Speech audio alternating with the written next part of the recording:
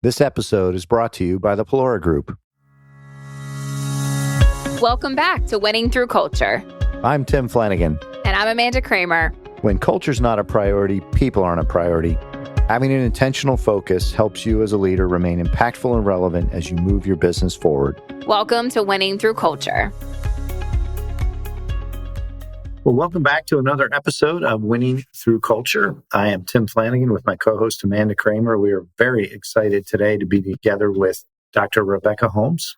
I'm going to give a little bit of background as to how we met Dr. Homkes and put a plug in for her book as well. So Amanda and I were at the Purpose Summit in Charlotte, North Carolina back in, May of this year, 2024.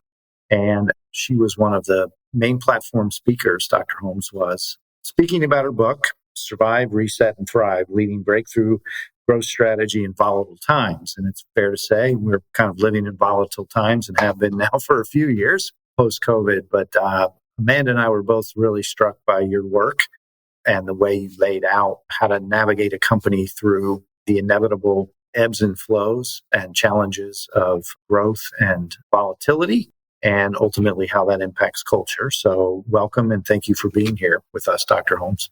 No, it's my pleasure. It's so great to see both of you again. So a little bit about your background for all of our listeners as we get started. Dr. Homkes is a high growth strategy specialist and founder of a boutique consultancy firm. She advises CEOs and executive teams focused on growth and success through uncertainty. She is also a lecturer of the London Business School, Department of Strategy and Entrepreneurship. She's on the faculty at Duke's Corporate Executive Education Department and advisor and faculty at Boston Consulting Group. She's also previously been a fellow at the London School of Economics, Center for Economic Performance, and she's a director for the YPO Young Presidents Organization Global Active Learning Program. So extremely accomplished, very impressed with you and all the work you've done. And again, really excited to have you with us today. Oh, thank you so much. I'm looking forward to our conversation. Agreed. And I told Tim, it was after we heard you at the Purpose Summit, I know we just went through all of your background. I was like, how do we work with her? How do we get her on the podcast? And then B, does she work with small businesses? So I'm excited to share some of those insights that we got to hear firsthand with our listeners today. Awesome. Thanks, Amanda. So maybe we should start, I mentioned the title of your book, Rebecca, Survive, Reset, Thrive. I think it'd be great for you to talk about this model that you created to help leaders embrace and move through ambiguity and just a very volatile environment, certainly the last few years, and still be able to thrive through that. Mm-hmm. Yeah, it is an incredibly volatile environment. And Amanda, Tim, thanks again for having me on. I've been looking forward to this for a while. A lot of the pieces and the frameworks in the book are ones that I've been using for over a decade, with the high growth companies that I work with. But there was something about March 2020 when COVID hit all of us and all of our businesses that I just found something different in the conversations. And what was happening was I was having the same conversation every day, no exaggeration, 5-6 times a day, with the CEO. And it was the same story. Rebecca, why me? Why now? We had this growth strategy. We had just built a culture that we loved. Everything was great. And now this. And I had this realization. I found myself saying back, you can't call yourself an entrepreneur if you can't grow a company in the bad times or the murky times. Like, we wear that badge because we can grow a company in any time. So here's what we're going to do. We're going to stabilize because this is a big shock to the system. We're going to reset because we're now operating in a different environment, and then we can go back to thrive. And I found myself just repeating that over and over. And then in an effort of mere frustration of repeating myself, I put in an email to him. And one of those Saturdays in March, I just ended up 10-page email. I sent it to about 15, 20 CEOs. And the next Sunday morning, I had a reply from all of them saying, this is the most helpful thing I've read this whole time. I want to share it with other people. And you know as well as I, and if you do what we do, you don't get that kind of feedback very often. No. And that was how Survive, Reset, Thrive branded. And then in executing over the past 4 years now, I really realized that loop mentality, that Survive, Reset, Thrive is a loop, not a line. That is the key to operating through volatility, is never think you can be done with a linear checklist or a linear plan and be done. That as soon as you embrace this loop thinking, which Survive, Reset, Thrive is, you'll be ready to thrive through any volatility the market brings. Yeah, that was one of the things that really jumped out at me when I was listening to you that morning was, as an entrepreneur, and I think you nailed it well, Rebecca, we go in these periods of prosperity and everybody forgets that there are challenging times, and you want the captain that can navigate through the storm, not the smooth sailing. But what really jumped out at me was the whole concept of the loop, because I think our society somewhat thinks linearly, and people look at things from a business perspective. Oh, it's just going to keep going up. And that's obviously not the case. How did you, other than the obvious of all the work you've been doing, where did the concept of the loop originate? A couple different ways. The first was just the empirical realization that that's where people were struggling, right? Because if you think back, even over the past 4 years, I mean, we could go back a couple of hundred, but if we just take the last 4, how many cycles have we gone through? From COVID to the prosperity of the low interest rate, kind of low inflation boom times. And then we went to another one, and then we have another one. And when you're thriving, you want to stay thriving, right? You want to ignore the external environment around you. Stay in that zone all the time. Yes. You want to be in a bubble. And there's this notion that I've got to go all the way back to the beginning of the line. That's like, no, you were just going through a loop. And loops are not only okay and normal, they're powerful, right? Because every time we go through the loop, we get better at it and we build this capability. So it was seeing the absolute reluctance to acknowledge they needed to go back to survive mode made me realize that we had to really break this mindset that linear models are what's going to allow us to grow.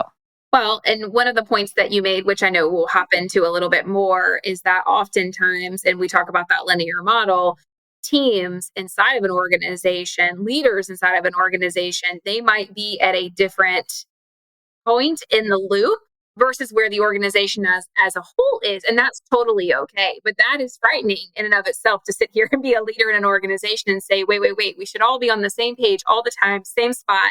And yes, we should, when it comes to our core values and our purpose and directionally where we are going.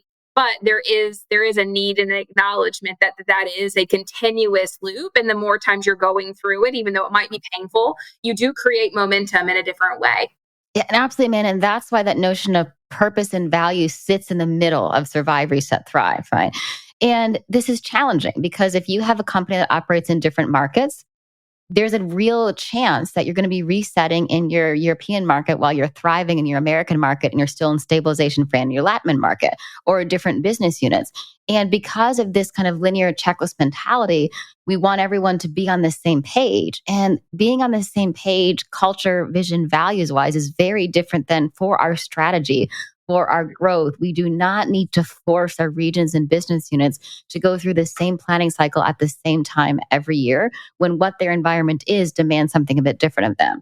And loops are powerful. One of the most biggest differentiators of companies in the survive phase and absolutely in the thrive phase is learning velocity. And everything in growth is going through this constant learning loop, right? So survive, reset, thrive is a learning loop, as is all of the activities we're executing on as we're going through our strategy. Well, and I think what might be helpful is that when leaders find themselves in survive, in that phase of the loop, what are some of the ways in which you have found have been the most meaningful, relevant, powerful, whatever word you want to use there, to really encourage the engagement for those that are part of the loop?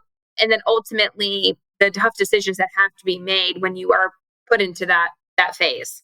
Yeah, and tough decisions really nails it. Now, this is going to sound silly, but the hardest part of being in survive phase is acknowledging you're in survive phase, right? And actually saying those words out loud. Because as a leader, we always want to give this symbolism as I've got this, right? It's fine. And you will probably be fine.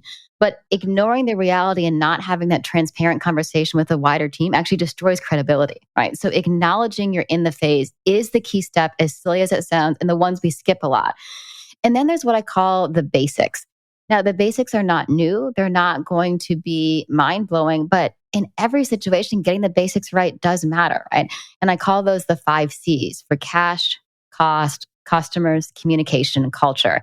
And I found that if you set the metrics where you want to be across those 4, and we'll come back to the 5th C of culture, then when you go into a survive mode, either because of an internal or an external shock, you've already predetermined as a leadership team where those minimum boundaries are. And we've already got an action plan in place. We just take it out of the drawer and start executing it. And then you are days, weeks, months ahead of everybody else in the industry.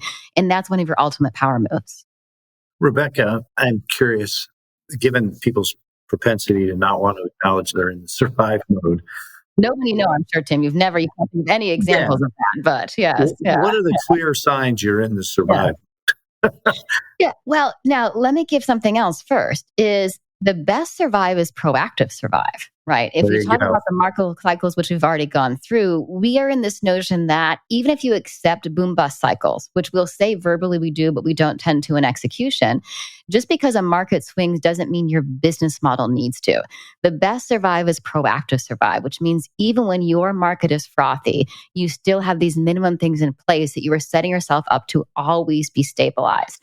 Now, then there's going to be shocks. Shocks can be external, like a COVID, like a war, like a big change in regulatory policy, a surprise election result, which of course we're seeing many of this year.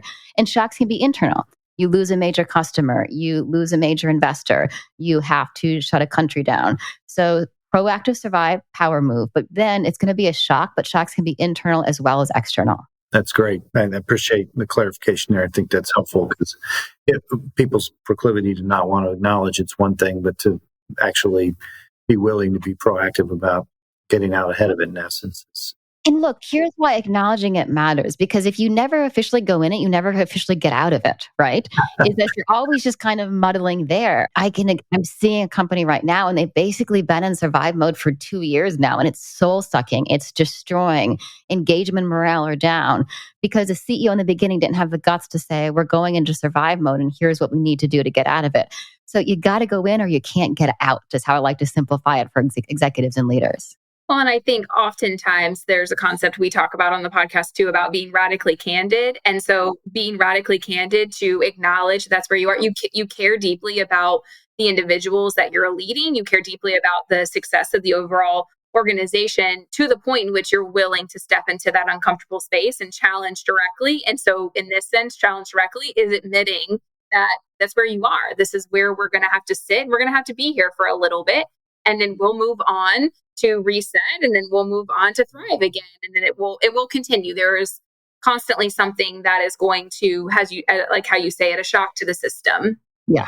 And that's why communication is one of those critical pillars of the 4 C's, right? Because you're staying credible and you're using that radical candor, but in a way that's helpful, right? So this is not about any individual's performance. And you need to have the ability to communicate, right?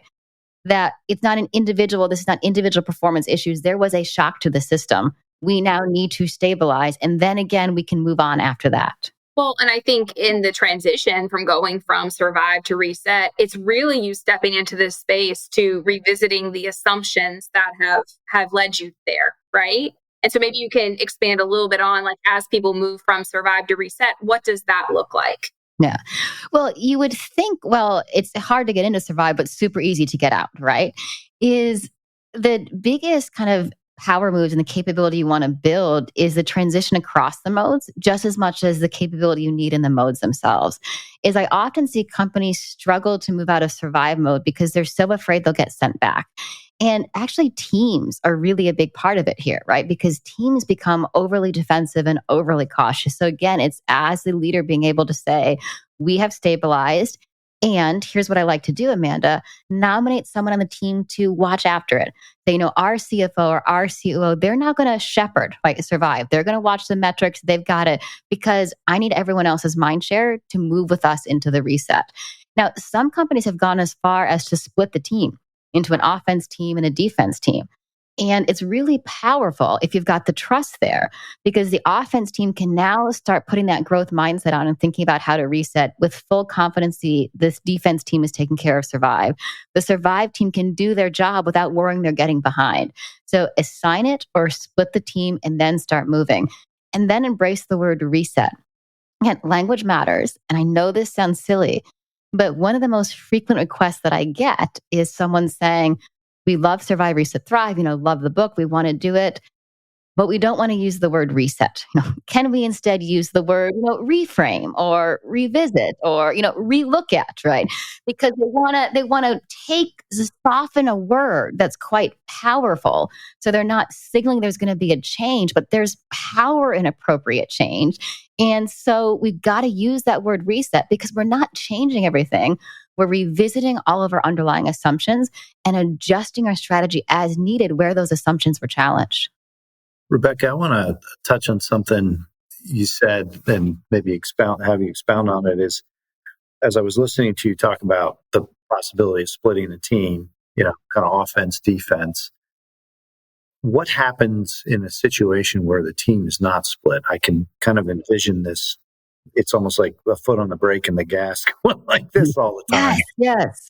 And that, Tim, right, is that as much as we often, when we're having these conversations, we assume people are going to go reckless and go crazy and kind of push the boundaries. In reality, most organizations are way more cautious than they are way more reckless with growth initiatives, right? It's usually caution is a bigger slowness of growth than recklessness. And so we'll start off, we'll have some ideas. Oh, but I don't know if we can resource that. So we'll pull back. So yes, your metaphor is exactly it. Kind of one foot on both at what times. What happens? We're idling. We're not going anywhere, right? Yeah. Which hurts mind share because I'm not feeling like we're making progress and survive, but I'm not seeing that forward momentum on reset. And that's where you start really sapping your employee engagement. Well, given the nature of this podcast being about culture, that obviously becomes a real big drain, I would imagine. Yeah, mind share is important in all aspect of growth, right? All aspect of survive, reset, thrive. Where you want your team's mind share is going to be different in different modes, but not being super conscious of where you want it to be and what you're doing as a leader to keep it there is a big trap you can fall into where you will falter through these steps and stay and survive. Have you seen any, and I know that you have, but success stories, tools or ways in which leaders have, really engaged their employees, their teams, however that structure looks for that organization. So when they do step into that reset, everyone is part and feels enrolled in the fact that they are stepping forward. Yeah, so many examples, but I'll share one of my favorite ones is actually a series of amusement parks and zoos in Scandinavia. And, all industries were affected by COVID, but they were shut down, right? And then could only open back up with 20% of capacity. And they did all the things they needed to do. They put Safe Park into place. They reduced capacity kind of even more. And then the team wasn't ready to move out, right? Even though they had all of those in place. And so they employed the splitting of the team. The CEO went through with one of the other executive team members. Everyone was kind of put into either offense team or defense team. They had separate weekly huddles. They had separate daily stand-ups. They had separate metrics they were tracking too. And it was so powerful because they were cheering on the other team, yet fully focused on their own. But trust has to be in place for this to work, Amanda, right? Because you only really get the effects of splitting the teams if both teams have full trust the other one's doing it. And the other big thing they did on trust was they really loosened the boundaries.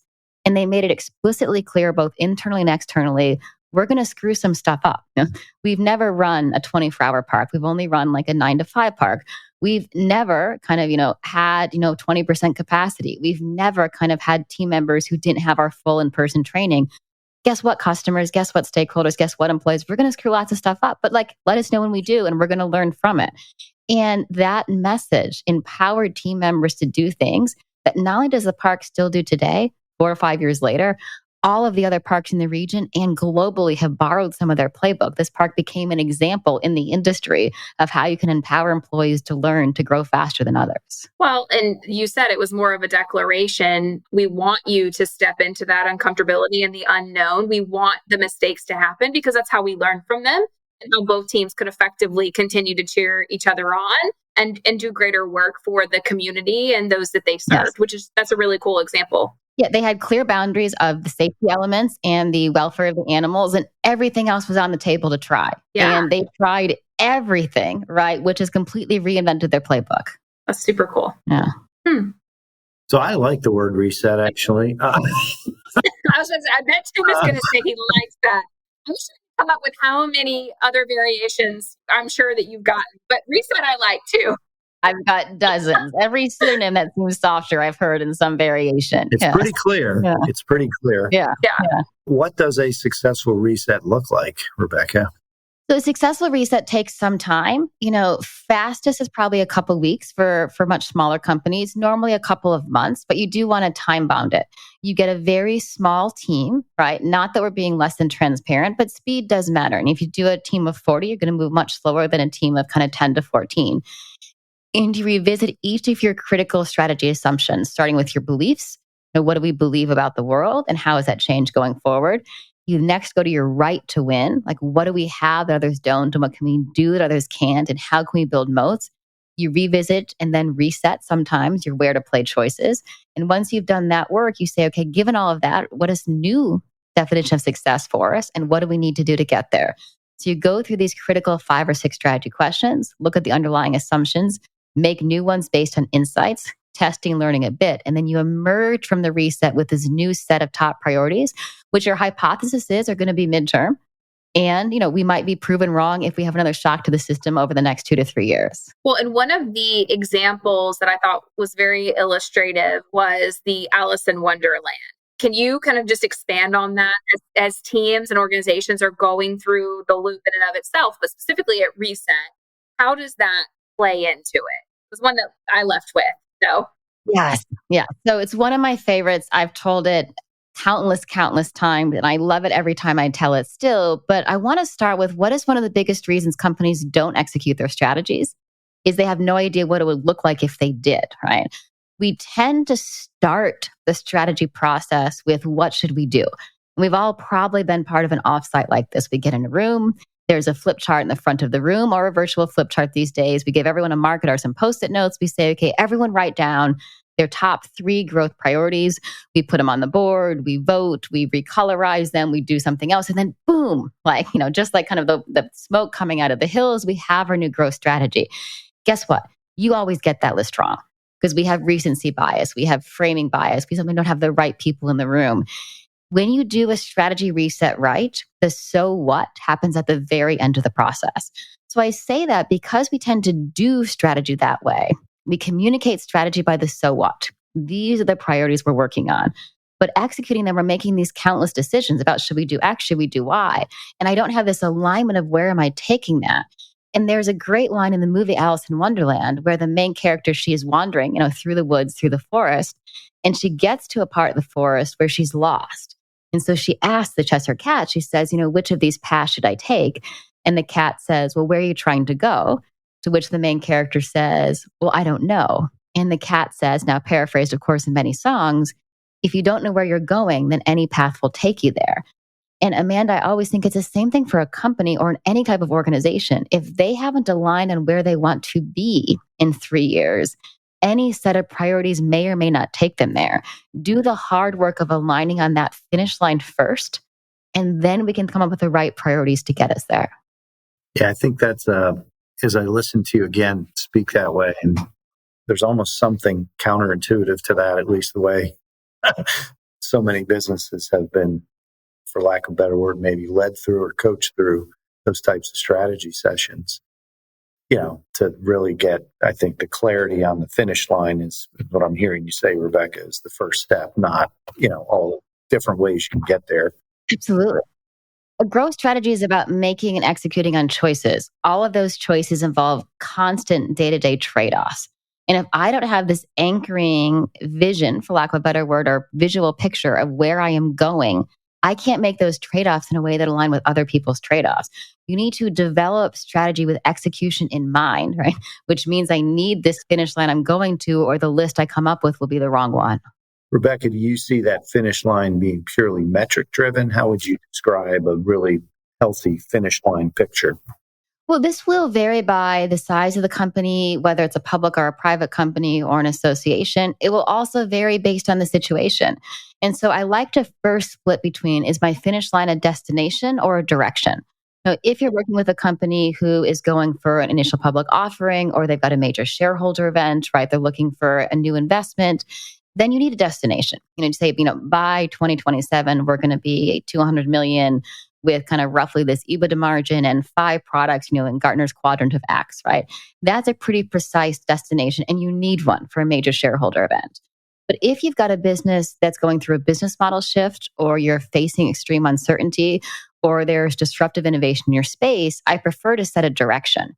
And a direction is saying, I want you to think of like going hiking, Tim, with a compass.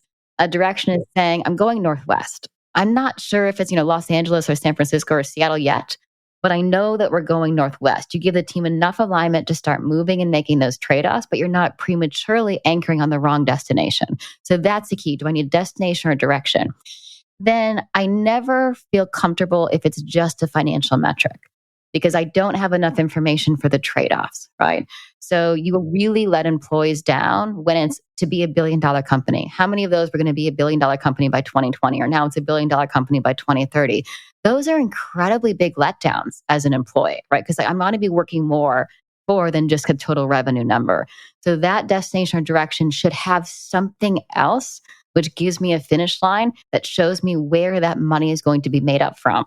If it's directional, Rebecca, can you give a couple of examples of what that might be? Yeah, I might signify that I'm shifting from, we will be primarily a B2B versus a B2C business, right? I might signify that I'm shifting from a very product orientation to a solution orientation. I might signify I'm shifting from an American business to a global or international business. But I'm not ready to commit to the revenue breakdown, across the 6 markets. But I do want the team to know that we are pushing to, the United States will not make up the priority of our revenue by the time we get there. Whereas again, a destination, you're going to have that very clear recipe of what that finish line should look like. Okay. So really the finish line that's, shareholder event, some major milestone is going to have metrics tied to and timed to that event, whereas the directional one is going to be more, I don't want to say aspirational, but less. I like to think, Tim, milestones versus metrics. Directional strategy has still milestones, right? Because I've got that finish line, but it's a milestone versus a metric, right? That's one way to think about it, just kind of where you might want to organize around. Okay. I think that's really helpful for people to unpack. Well, and oftentimes there might be an intangible that they need to articulate. And so that's what I'm gathering from what you're sharing. Sometimes there's an intangible value that you can still articulate, but it's not a hard metric that someone can see on a spreadsheet. And so maybe that it's articulating that in a different way. Or maybe we're going to learn the metric as we go. It could be if we want to be the trusted brand in the space is different than being the biggest brand in the space. And maybe I don't know at the onset how I'm going to measure trust exactly. I've got some ideas. I've got 4 or 5 metrics, but I'm anchoring people towards we will be the trusted brand in the space by this time. And now I can start making those decisions, think on a day-to-day basis. Does this reinforce trust? Does this reinforce trust? And so those kind of things, which we can accuse of being a bit fluffy, like if as a leader you can communicate how we're going to track them, which could be a milestone versus a metric, I can then start making decisions and trade-offs as I'm executing towards it. Well, in the execution, as you were progressing through this, I would say successful companies, and you can correct me if I'm wrong, are really looking to only tackle that few, like that short list. It's not this laundry list, as you said, the stickies on the wall or the board or the whiteboard that's a virtual. You really have to hone in successful companies most often. And I'm sure you have some stats around that, really focus on that short list. The list is always short. And I like to say it's short without cheating, because a lot of companies will say, oh, I've got 5 strategic priorities, but who knows where I'm going. But each of those priorities have 10 metrics under those, and each of those metrics has 15 OKRs. Each of those OKRs has another 5 goals. So the list is not 5. Yeah. But a great list is 4 to 6 very clear midterm strategic priorities, and you do it without cheating. No add-ons. Yeah. No add-ons. So is in the reset phase, is the thriving phase a byproduct of executing well on the reset? Oh, Tim, I wish it was that easy. I wish it was that easy, right? I know, right? Asking for a friend.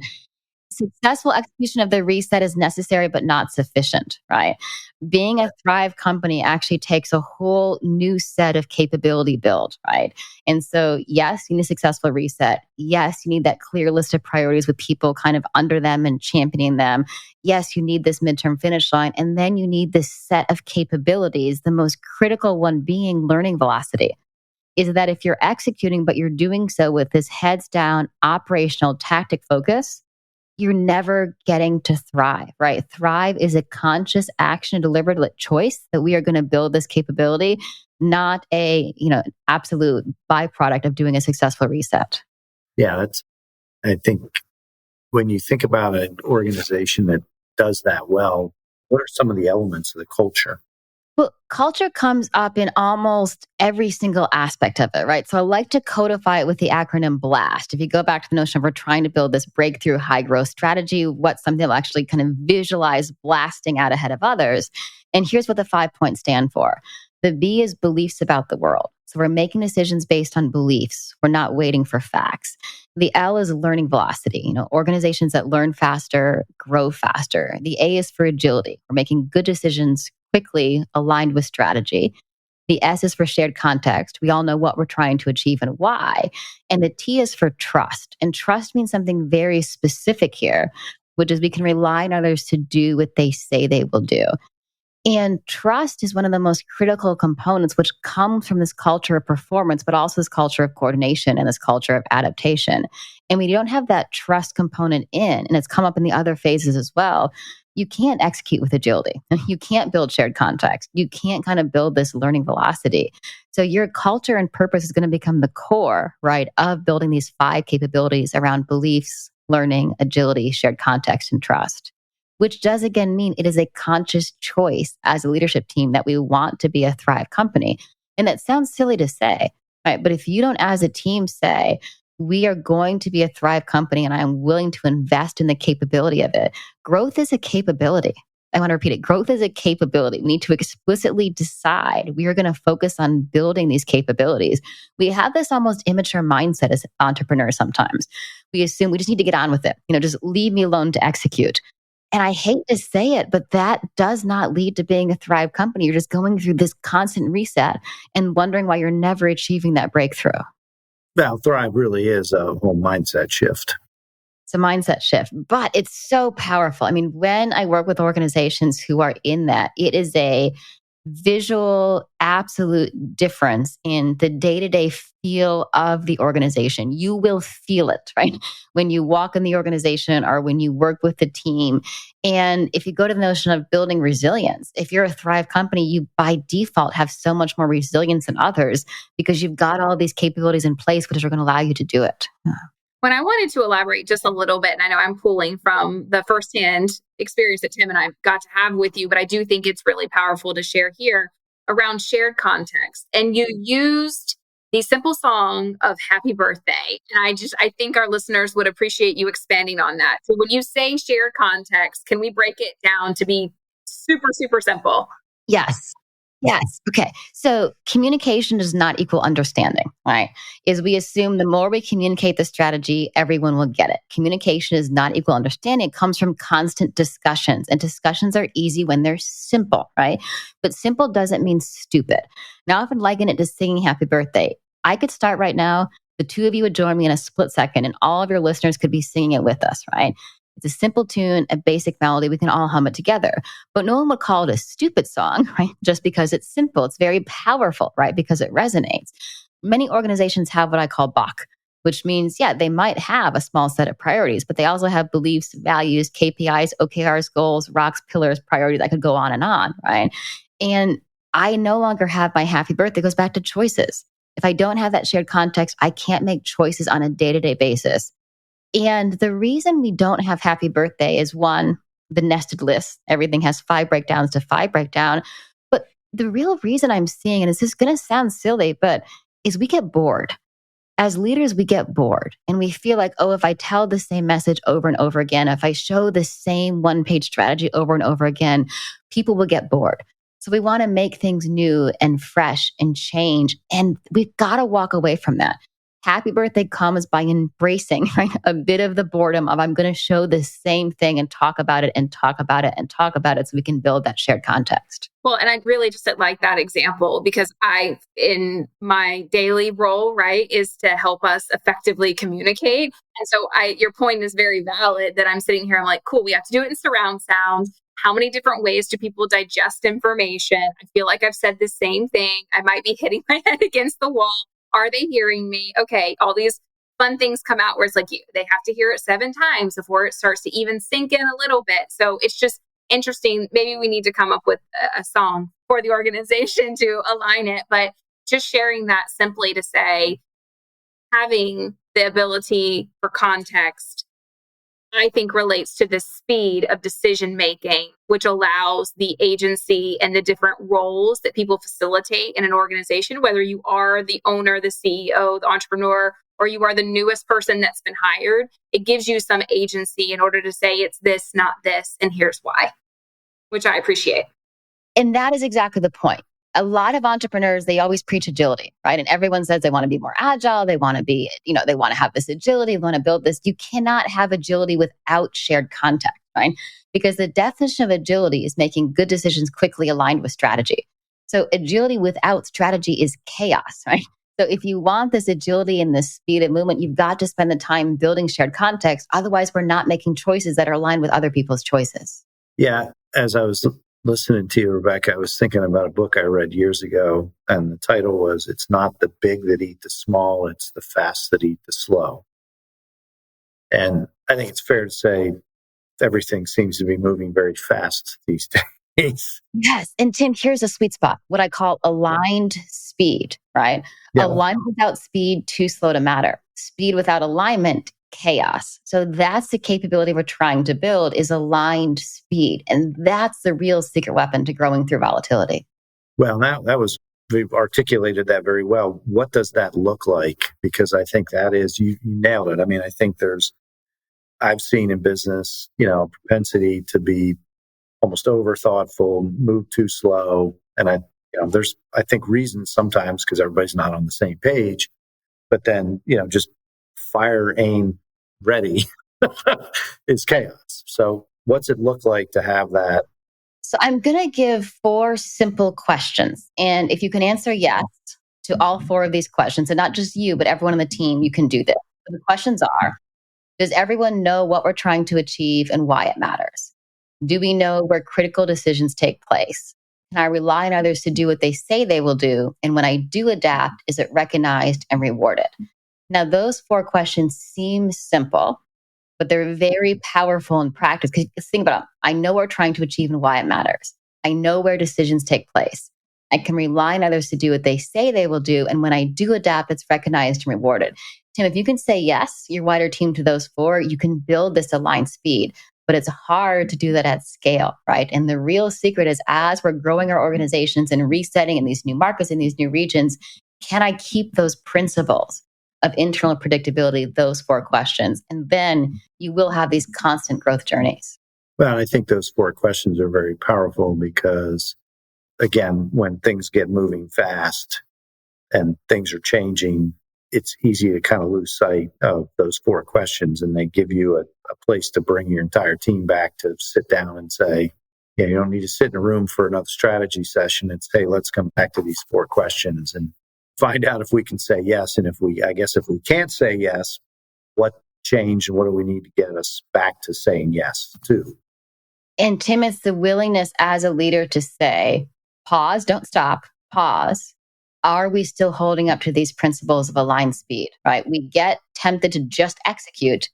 And whenever anyone says we're in heads down execution mode, that's when I get the most worried, because that really means we've taken our finger off building these critical growth capabilities. Well, and in those instances, I know we talked about this just a little bit, but I'm sure that leaders listening to this, business owners, entrepreneurs, are saying, yes, right? Those questions are wonderful. And I would hope our inclination is that we could answer yes to all of them. But I wonder if the question might be sitting there, how do I, as a leader and owner, measure the effectiveness of the efforts that have gone into building that so I can re-inspire? I cannot get bored with saying it time and time again. Like, I wonder if that question might be sitting there. I don't know if you've gotten that from companies you've worked with. Yeah. And let me give the simple answer first. It will show up in your growth strategy, right? And it will show up not in this quarter and not in this year, but in the successful ones. Because you've got your happy birthday, you've got your decision rights, you've got your reliability, you recognize reward adaptation. You will see it in the day-to-day because leaders across the organization are making the right decisions at the right time that lead to growth, right? You will see it in the quarter to quarter because not only will the numbers be there, you'll be getting market feedback. You're moving and learning and faster and growing than others. And hopefully you'll see it in the strategy, which will kind of what I call break out of that linear growth trap, right? Is you can just execute. and have a linear growth journey. No problem, right? Like I'm not saying if you just execute, you won't grow. What my passion is what I call breakthrough growth. Like how do you bust out of that same linear growth curve and lead a new growth journey? Then that's when these capabilities come into play. So when you think about an organization that does this well, Rebecca, you've said a lot of this, but I'm trying to maybe encapsulate. What does the culture of that organization look like that does it well? I think you'll see, culture is one of those hard things, and you're both experts on this, that it's really hard to describe, right? I always think back to that horrible Supreme Court, line, and it's very difficult to define, but I'll know it when I see it. And it's the same on these with cultures, right? I wish I could say, here's the 4 or 5 things, but I definitely know it when I see it, right? Here's the closest I've gotten to a checklist on this, right?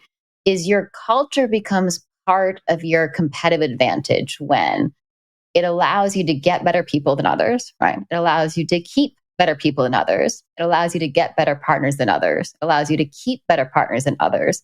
Your customers explicitly mention it as why they work with you, and you act differently in bad times. It's not a perfect 6-point list, but I found if all 6 of those things are there, you've got a culture that's now giving you a competitive advantage. Again, you're keeping and getting better people. You're getting and keeping better partners. Your customers or clients are saying, this is why I work with you. And the last one's hard. When bad times happen, does your organization act differently than others?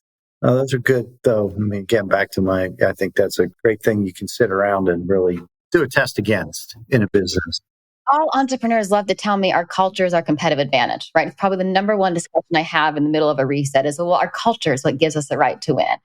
And so I found I had to give them something to grade themselves against, right? Rather than I'll know it when I see it. And so that's what I do now. And then they usually halfway through the list say, okay, that's where we fall down. But now I know what I need to work on, right? In order to have it by the end of the cycle. Mm-hmm. And we've explored through many episodes the fact that you do have to have that transparent feedback loop with your clients. And you have to be willing to step into that uncomfortable ask. And I've been having a lot of those conversations lately. It's part of my role every day.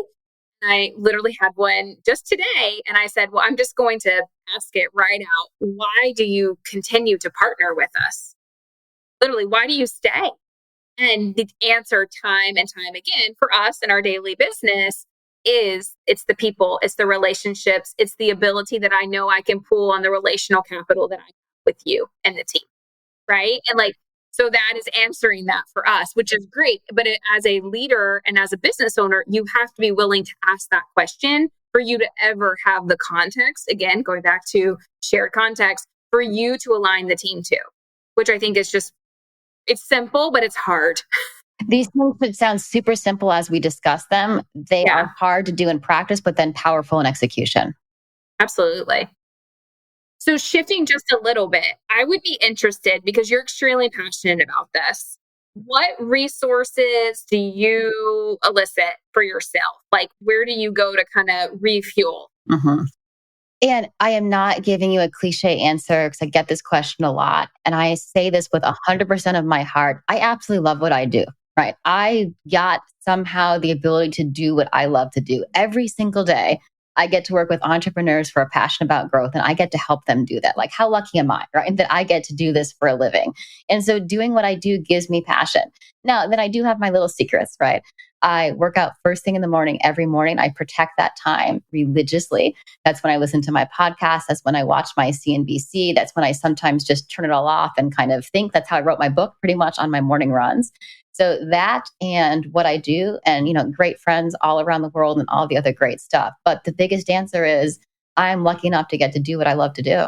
Tim, you have something very much in common with Rebecca, that your ideas and your time gets consumed on your runs. Those are when I know when Tim's had a really good run. The ideas. Yes, there you go. Ideas are in my inbox. Yes. Or in my voice note or whatever it is. Yeah, and I'm sure it is from work, but I mean, part of what we do is I get sucked on all day long, and I don't mind doing that, right? People are kind of sucking from you, and then you've got to give yourself that bit of the day where you get to kind of put stuff back in. So that's absolutely my mental time, my physical time, my emotional time, and then I am reset, right? To use the word very purposely, and ready to be there for everyone else. Ready to thrive. Yes. Well, this has been super insightful, Rebecca. I mean, again, I really appreciate you taking the time to be with us today. We can certainly put a link to your book in our show notes, but just to remind everybody, Dr. Rebecca Holmes, Survive, Reset, Thrive. Definitely recommend the book. I think you did a fantastic job today of simplifying a lot of the concepts that, to your point, need to be simplified in order to be executed on, but that doesn't necessarily mean they're easy to do, all of them. There's some, heavy work to be done. But certainly, what struck me when I heard you speak is not only the beauty of the model that you put together, but how it clearly can help an organization get connected to their purpose and really build a healthy culture of engagement. No, I appreciate it. I'm so delighted you guys asked me on. This was a ton of fun. Well, it's been great to be together with you all in another episode of Winning Through Culture. Amanda and I want to thank Rebecca for her time and thank all of you for your time with us today. And until we are together again, stay impactful and relevant. Thanks for joining us for another episode of Winning Through Culture. Until next time, stay intentional, be impactful, because your culture matters.